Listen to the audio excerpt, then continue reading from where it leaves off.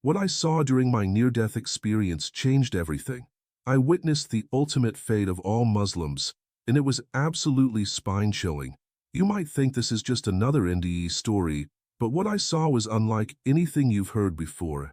My name is Kareem Syed, and I had spent the last 15 years building a consulting firm that specialized in international trade. Our client list included Fortune 500 companies. In my face had graced the covers of several business magazines. The Islamic community in New York regarded me as a model of success, a man who had managed to maintain his faith while conquering the corporate world. Every Friday, I would lead prayers at our local mosque, and my generous donations had helped fund several Islamic education programs. But beneath this carefully constructed facade, a void grew larger with each passing day.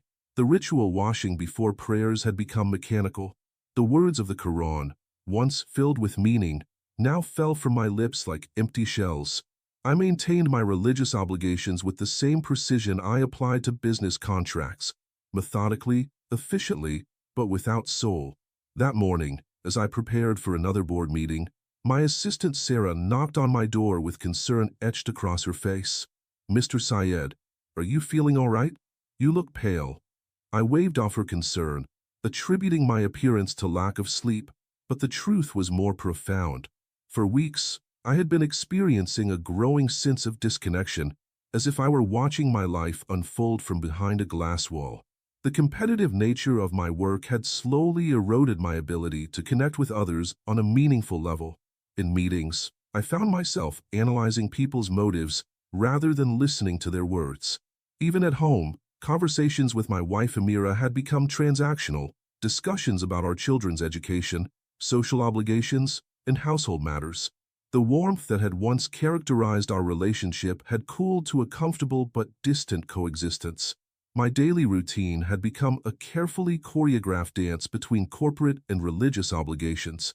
Wake up for Far prayer, go to the gym, arrive at the office by 8, break for Dur prayer in my private office, meetings until ASR, more work, Maghrib prayer, and often return home well after Isha. The structure left little room for spontaneity or spiritual reflection. During one particularly challenging week, I found myself sitting alone in my office late at night, staring at a photograph on my desk. It showed a younger version of myself standing outside my first office, a tiny space in Brooklyn that I had rented with my life savings. The smile on that young man's face spoke of dreams and ambitions, but also of a genuine joy that I couldn't remember feeling in years. The first signs of my physical decline were subtle. A persistent headache that wouldn't respond to medication.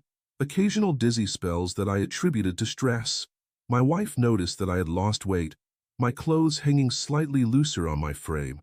But in typical fashion, I dismissed these warnings as temporary inconveniences, obstacles to be overcome with the same determination that had built my business empire. It was during a crucial client meeting that my body finally forced me to acknowledge its distress. As I stood to deliver a presentation, the room began to spin. The faces of my colleagues blurred into indistinct shapes, and their voices seemed to come from far away. I gripped the edge of the conference table, trying to maintain my composure, but the darkness creeping at the edges of my vision would not be denied. The next thing I remember was the harsh white ceiling of an emergency room, the beeping of monitors creating a sterile symphony around me. Doctors moved in and out of my field of vision, their faces serious as they consulted charts and discussed my condition in hushed tones. The diagnosis, when it came, was like a thunderbolt, a rare autoimmune condition that had been silently attacking my body while I remained oblivious, too busy with the demands of my carefully structured life. As I lay in that hospital bed, tubes snaking from my arms and monitors tracking my vital signs, I began to reflect on the path that had led me here. The pursuit of success had become my true religion, with Islam serving as a comfortable framework rather than a living, breathing faith. The 5 daily prayers, rather than being moments of connection with the divine, had become items to check off my to-do list. My wife spent every possible moment by my side, her presence both a comfort and a reminder of how distant we had become. She would read to me from the Quran, her voice soft and melodious, bringing back memories of our early marriage when we would study the sacred text together, discussing its meanings and implications for our lives. Now, I found myself truly listening to the words for the first time in years, their wisdom penetrating the artificial barriers I had constructed around my heart.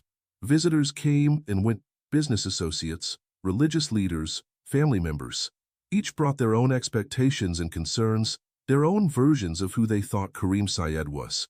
The imam from our mosque spoke of patience and acceptance of Allah's will. My business partners talked about temporary setbacks and swift recoveries. My children, now teenagers, watched me with worried eyes, perhaps seeing their invincible father as vulnerable for the first time. As my condition deteriorated, the doctors became increasingly concerned. My body was failing to respond to conventional treatments, and the specialists seemed to be running out of options. One night, as I drifted in and out of consciousness, I heard them discussing the possibility of organ failure. The gravity of my situation finally began to sink in. I, who had always been in control, was now at the mercy of forces beyond my comprehension. It was during one of these dark nights, as I lay suspended between life and death, that everything changed. The monitors began their frantic beeping, and I could hear the urgent voices of medical staff as they rushed into my room. But I was already floating away, my consciousness expanding beyond the confines of my failing body. The last thing I remember was a sense of profound peace washing over me, as if I were finally letting go of a burden I hadn't known I was carrying. The transition was gentle, like drifting from one room to another on a current of warm air. The harsh hospital lights faded away, replaced by a soft, all-encompassing radiance that seemed to emanate from everywhere and nowhere at once. I was no longer bound by physical sensation, yet I felt more present, more alive than I had ever been in my earthly existence. As I moved through this luminous space, I became aware of other presences around me. They were not physical forms as we understand them, but rather concentrations of consciousness, each radiating its own unique essence.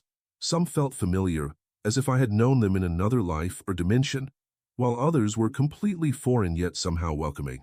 The light grew stronger, drawing me forward with an irresistible pull.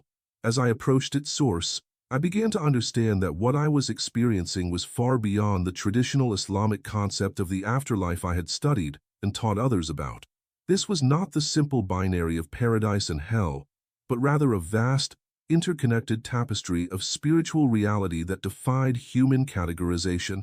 A voice, or perhaps more accurately a presence, communicated with me, not through words, but through pure understanding that bypassed language entirely. It showed me visions of countless souls, Muslims, Christians, Jews, Hindus, Buddhists, and those who followed no organized religion at all. Each was on their own unique journey toward the same divine source, like countless streams flowing toward a single ocean. The revelation that followed shook the foundations of everything I had believed.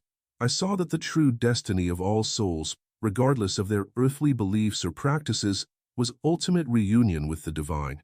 The rules and rituals I had so carefully followed were not ends in themselves, but rather potential pathways towards spiritual growth. Some souls found their way through structured religion, others through service to humanity, and still others through their own unique combinations of experience and understanding. This understanding came with a profound sense of both joy and responsibility. Joy in knowing that the divine embrace was universal and unconditional, and responsibility in recognizing how many souls were struggling under the weight of religious dogma and sectarian division. I saw how my own rigid adherence to religious forms had actually created barriers between myself and the very divine presence I sought to connect with. The experience seemed to last both an instant and an eternity. In that timeless space, I was shown the interconnectedness of all spiritual traditions, the underlying unity beneath their apparent differences. The various prophets and spiritual teachers throughout history appeared as different facets of the same divine light, each reflecting truth in a way that could be understood by their particular time and culture. But perhaps the most profound revelation was about the nature of divine justice itself. It was not the stern, punitive force I had imagined, but rather an all-encompassing love that sought the growth and evolution of every soul. Even those who had committed terrible acts were not eternally condemned, but rather given opportunities for understanding, redemption, and growth, albeit sometimes through difficult and painful lessons. As this understanding filled my consciousness, I felt myself being gently drawn back. The luminous realm began to fade, but the truth I had witnessed remained burned into my soul. I could feel my awareness returning to my physical form, like a diver slowly ascending from the ocean's depths. The transition back was gradual, accompanied by a mixture of resistance and acceptance. Resistance to leaving that state of perfect understanding, and acceptance of the mission that I now knew lay before me. The return to physical consciousness was like emerging from a deep pool. The hospital room slowly came into focus, the mechanical beeping of monitors replacing the profound silence of the other realm. I could feel the weight of my body again, the sensation both familiar and strange after my experience of existing without physical form. The clock on the wall showed that only minutes had passed, though I had experienced what felt like lifetimes of understanding. My wife was still there, holding my hand, tears streaming down her face. The medical staff were checking vital signs, expressing amazement at my sudden stabilization, but I was no longer the same person who had left this room. The businessman who had measured his worth in contracts and bank balances, who had traded genuine spiritual connection for religious routine, was gone. In his place was someone who had glimpsed a truth so vast and beautiful that it would take the rest of his life to fully process and share. As I lay there, gathering strength and beginning to integrate my experience, I knew that my life's work was just beginning. The challenge would be finding ways to express what I had learned without alienating those still firmly attached to traditional religious interpretations. How could I share the liberation and joy of what I had seen while respecting the genuine faith of others? How could I help build bridges between different spiritual traditions while honoring the unique path each person must walk? These questions would soon become the foundation of my new life's mission, but for now, I simply held my wife's hand and smiled, knowing that everything, absolutely everything, was exactly as it should be. The first few days after my return were a delicate dance between physical recovery and spiritual integration. Each moment felt charged with new meaning, as if I were seeing the world through freshly cleaned glasses. The sterile hospital room, which had once felt like a prison, now seemed like a cocoon of transformation. The sunlight streaming through the window wasn't just illumination. It was a reminder of the divine light I had experienced, a daily miracle I had previously taken for granted. My doctors were baffled by my rapid recovery. Medical tests showed my autoimmune condition mysteriously retreating, like a tide pulling back from the shore. While they attributed it to their treatments and my strong constitution, I knew the truth was far more profound. The healing had begun in that other realm, where I had glimpsed the true nature of existence, and it was continuing on multiple levels: physical, emotional, and spiritual. The challenge of articulating my experience became immediately apparent. Words felt clumsy and inadequate, like trying to describe color to someone who had never seen. When the hospital's chaplain visited, I attempted to share what had happened, but I could see confusion and concern creeping into his expression as I spoke about the universal nature of divine love and the artificial boundaries of religious doctrine. He patted my hand kindly and suggested that perhaps the medications were affecting my clarity of thought. Amira, however, sensed the authenticity of my transformation. She noticed how I now listened deeply when people spoke, how my eyes had softened, how my entire presence had shifted from one of authority to one of genuine curiosity and compassion. During her visits, we began having conversations that went far beyond our usual discussions of practical matters. She shared her own spiritual doubts and questions, things she had never felt safe expressing to the successful, Orthodox Muslim businessman I had been. My children, Zara and Ibrahim, also noticed the change. Where once I had lectured them about religious obligations and academic achievement, I now asked about their dreams, their fears, their own understanding of God. Ibrahim, my teenage son who had been increasingly resistant to attending Friday prayers, opened up about feeling disconnected from traditional religious practice. Instead of reacting with disapproval, I found myself sharing his questioning spirit, exploring with him the difference between empty ritual and genuine spiritual connection. The business world was less accepting of my transformation. When my partners visited, their initial relief at my recovery quickly turned to concern as I spoke about wanting to restructure our company's priorities. My suggestion that we evaluate our clients based on their ethical impact rather than just their profitability, was met with nervous laughter. When I proposed dedicating a significant portion of our profits to humanitarian causes, the laughter stopped altogether. News of my strange ideas began circulating in the Muslim community before I even left the hospital. The imam who had once proudly introduced me as a model of Muslim success in America now visited with concern, armed with verses from the Quran and Hadith about maintaining traditional beliefs. I listened respectfully, recognizing that his reaction came from a place of genuine care and fear for my spiritual well-being. But I also saw how his rigid interpretation of the texts reflected the same spiritual imprisonment I had once experienced. My hospital room became an unexpected sanctuary of spiritual discourse. Nurses would linger after completing their duties, drawn into conversations about their own beliefs and experiences. A Hindu doctor shared her experiences with meditation and her understanding of divine consciousness. A Jewish patient from down the hall, hearing about my near-death experience, wheeled himself in to share his own questions about the afterlife. These conversations confirmed what I had learned during my experience, that the hunger for genuine spiritual connection transcended religious boundaries. Each person who shared their story revealed the same underlying yearning for meaning, for understanding, for connection with something greater than themselves. The artificial walls between faiths began to look more and more like human constructions, like lines drawn on a map that have no reality in the actual landscape. As my discharge date approached, I began to feel both excitement and apprehension about returning to the outside world. The hospital had provided a protected space for my initial transformation, but I knew that maintaining this new perspective in the face of daily life would be challenging. How would I navigate the expectations of my family, my business associates, my religious community? How could I honor my new understanding while respecting the beliefs of others? The answer came gradually, through a series of small interactions.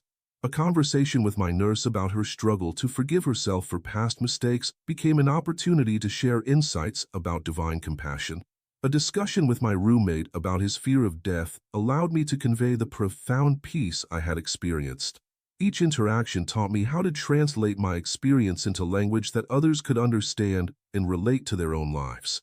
The day I finally left the hospital felt like a rebirth. The wheelchair policy for discharged patients, which I would have once found undignified, now seemed like a perfect metaphor. I was being helped across a threshold, from one phase of existence to another. Amira walked beside me, her hand resting lightly on my shoulder, her presence a bridge between my old life and the new one beginning to unfold. The sunlight hit my face as we exited the hospital doors, and I was struck by the beauty of the urban landscape I had once rushed through without noticing. The pattern of shadows cast by buildings, the rhythm of traffic lights, the diverse flow of humanity on the sidewalks. Everything seemed to pulse with the same divine energy I had witnessed in my near-death experience. A homeless man sitting on the hospital steps met my eyes, and in that moment of connection, I saw the same divine spark that existed in every soul. In the car ride home, I began sharing with Amira my vision for the future. The financial security we had achieved could become a foundation for something greater. A space where people could explore spiritual truth beyond the constraints of religious doctrine. Her initial hesitation gradually gave way to excitement as she began adding her own ideas, her own vision of how we could serve others while deepening our own understanding. Our first evening at home was a study in contrasts. The familiar surroundings of our luxury apartment felt both comfortable and strange, like returning to a childhood home after many years away. The expensive furnishings and artwork that had once represented success now seemed like props in a play I was no longer performing. As I walked through the rooms, I began envisioning how this space could be transformed into something more meaningful, perhaps a gathering place for spiritual seekers of all backgrounds. That night, as I performed my evening prayers, the experience was profoundly different. The Arabic words were the same, but they now felt like poetry rather than obligation, each phrase an invitation to deeper connection rather than a ritual to be completed. As I pressed my forehead to the prayer rug, I felt tears flowing freely, tears of gratitude for the journey I had been given and for the opportunity to share what I had learned with others.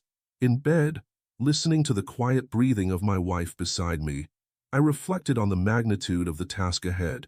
The transformation of my own understanding was just the beginning. The real work would be finding ways to bridge the gap between traditional religious practice and the broader spiritual truth I had witnessed. It would require patience, wisdom, and an unwavering commitment to authenticity, even in the face of opposition and misunderstanding. But as I drifted towards sleep, I felt only peace. The divine presence I had experienced in my near-death state was still with me, not as a distant memory but as a living reality. Whatever challenges lay ahead, I knew I would face them with a new kind of strength, not the rigid strength of certainty, but the flexible strength of openness to truth in all its forms. The city lights twinkled beyond our bedroom window, each one representing a soul on its own journey toward understanding. As consciousness faded, I smiled, knowing that my own journey was just beginning.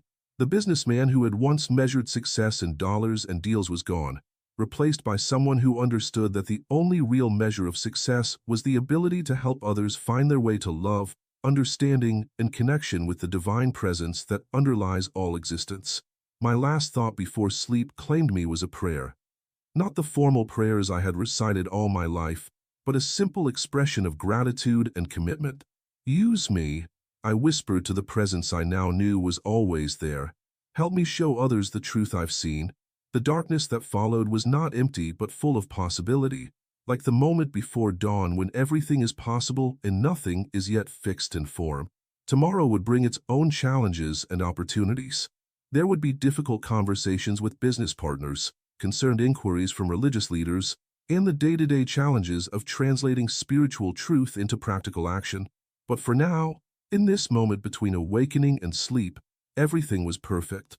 The journey ahead was both daunting and exciting, but I was no longer walking it alone. Every soul I would meet was a potential companion on this path of discovery, every challenge an opportunity for greater understanding.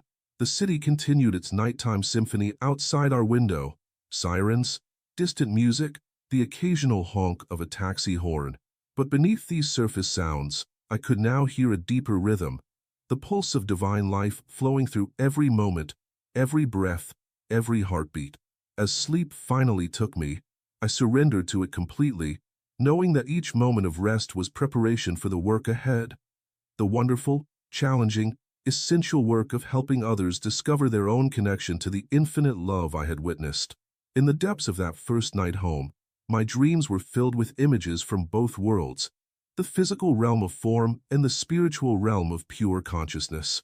They merged and separated, danced and transformed, showing me again and again that the boundaries between sacred and secular, between spiritual and material, were illusions of our limited human perspective.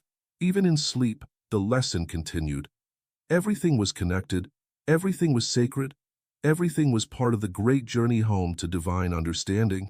Years have passed since that transformative night in the hospital, and the ripples of my experience continue to spread in ways I never could have imagined. The spiritual center we established has become a beacon of hope for thousands, crossing religious and cultural boundaries. What began as small gatherings in our living room has grown into a global community of seekers, each finding their own path to divine truth. Amira and I work side by side now, our marriage deepened by shared purpose. Our children have grown into thoughtful adults who question, explore, and seek their own authentic connection to the divine. The business world I once dominated has been transformed into a vehicle for positive change, with our resources dedicated to humanitarian causes and spiritual education. The opposition I initially faced from religious conservatives has gradually softened as they've witnessed the fruits of our work. Lives transformed, hearts healed,